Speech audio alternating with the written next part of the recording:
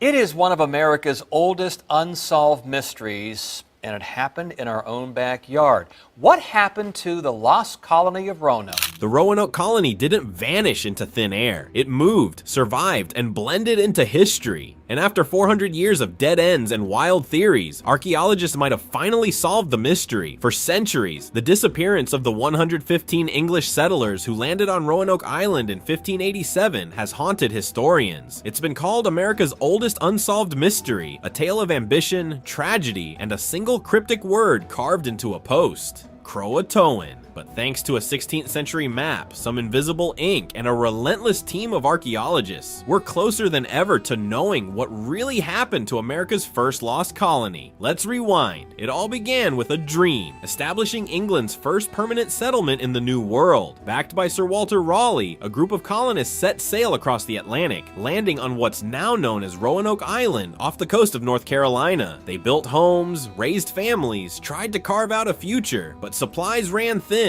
Tensions with Native Americans flared, and Governor John White made the decision to return to England for reinforcements, a trip that should have taken months, not years. When he finally made it back to Roanoke in 1590, the colony was gone, completely gone. The only clue: Croatoan carved into a wooden post, a name referencing a nearby island, today called Hatteras Island, and its native tribe. White assumed the colonists had relocated, just as they'd said they might if danger struck, but he never found them. No bones, no structures, no signs of life. And just like that, the legend of the lost colony began. Theories piled up fast. Some said they were killed by hostile tribes or Spanish raiders. Others believed they starved to death or were swept away in a hurricane. More outlandish ideas included alien abductions, supernatural curses, or secret treks to the mountains. But in 2012, researchers at the British Museum noticed something strange. They were examining an original map drawn by John White himself, called La Virginia Pars, when they discovered hidden symbols visible only under backlight. These symbols appeared to show the location of two small forts roughly 50 miles inland,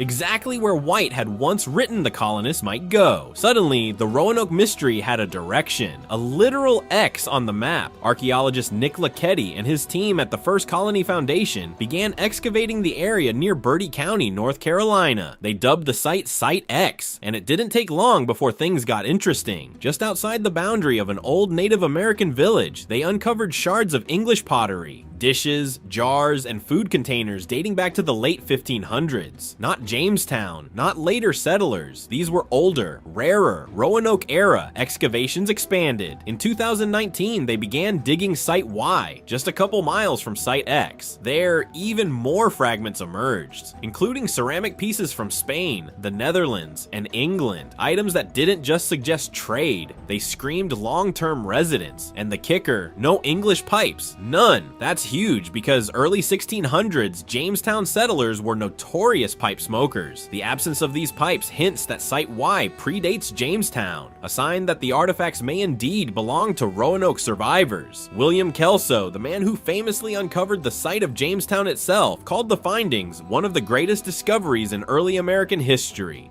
According to him, this is it. The puzzle might finally be complete, but not everyone agrees. It's our history and heritage as well as yours, but it's part of that shared story. Under layers of dirt, the team found what they came for. We did test the isotopes. It is English copper. You see where earrings become fishhooks and glass becomes arrowheads. There is evidence to support other theories. Professor Horton says there might not be just one answer to their fate. Archaeologist Charles Ewan from East Carolina University remains skeptical. He warns that the team might be trying too hard to prove their theory rather than disprove it, the cornerstone of scientific inquiry. Then there's Scott Dawson of the Croatoan Archaeological Society. He argues the answer has always been obvious. The colonists moved to Croatoan just like they said they would, and he's got evidence too. Over the past decade, Dawson and British archaeologist Mark Horton have led digs on Hatteras Island, uncovering 16th century weapons, writing tablets,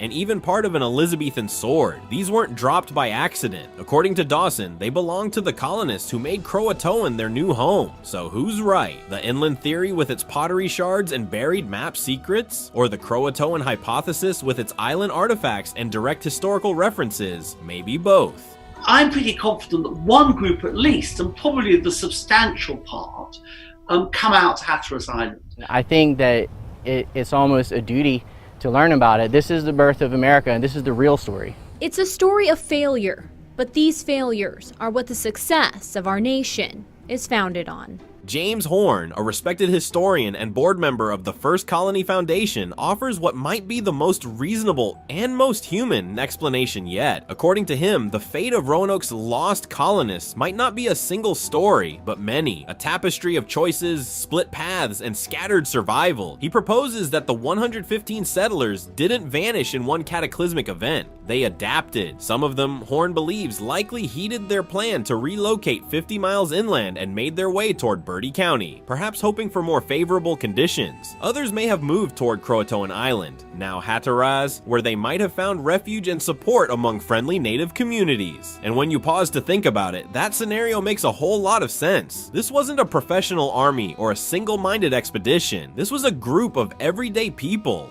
Families, craftsmen, farmers, women with children, when facing the brutal unknown. In the face of dwindling supplies, conflict, and an ocean that separated them from everything they knew, they had to make unthinkable choices. Stick together and risk being wiped out all at once, or split up, spread out, and increase the odds that someone might survive. Divide and endure. Some might have looked to the mainland, desperate to build something new with the knowledge they carried from England. Others may have placed their hopes in neighboring tribes, exchanging tools, culture, and maybe even bloodlines in return for food, shelter, and safety. And maybe, just maybe, some never wanted to go back. Maybe they saw in indigenous life something freer, something different, something better. And while those decisions erased their identities from European record keeping, they didn't mean failure. They meant survival. At Site Y, the First Colony Foundation's archaeological teams are still methodically peeling back the layers of time. Each pottery shard, each soil anomaly, each tool fragment is a whisper from the past, a subtle nod from someone who once walked this land in hopes of creating a new life. The English ceramics found deep in the dirt, particularly the food storage vessels, suggest permanence, not panic. These weren't colonists hiding or running. They were living, settling, cooking, eating. And what's even more remarkable is how the timeline begins to align. These artifacts appear to predate Jamestown. There are no English tobacco pipes, a staple of Jamestown life. The ceramics found have origins stretching across Europe, not just England, suggesting a broader trade connection, maybe forged with native tribes. These people weren't clinging to the past. They were adapting to a new world. It's a quiet, powerful image. Once English settlers learning to live as something else, neither fully native nor entirely European, emerging, a transformation, one that wasn't documented in ink, but embedded in pottery, in soil layers, in genetic echoes. And that's what makes this theory so compelling. It doesn't erase the tragedy of Roanoke. It reframes it. Instead of a tale of disappearance, it becomes one of resilience. Not everything lost is gone forever. Sometimes it just changes. Now, imagine being one of those colonists, stranded, forgotten. Your governor promised he'd return, but he never did. No help, no ships on the horizon, just land, wilderness, and the uneasy peace of starting over. Would you follow your group inland, trying to build anew? Or would you walk into the territory of the Croatoan people, hoping they'd take you in? And what if they did? There's something quietly heroic about that, and about embracing another culture, not just for survival, but for community, for future. And maybe that's why, after all these years, the story of Roanoke haunts us, because it's not a clean ending. There's no final battle, no mass grave, no burned out fort, just absence, a whisper, a single word carved into a post, Croatoan. It's an invitation to imagine, to fill in the blanks with hope, tragedy, or something in between. And now, finally, we might be getting real answers. Not from dusty tomes, but from the ground itself, from tiny buried clues left behind by people who didn't vanish. They evolved. Even now, the debate continues. Some experts still argue the colonists all went to Hatteras. Others believe the inland site at Bertie County tells a different story, and it leaves us with some powerful questions.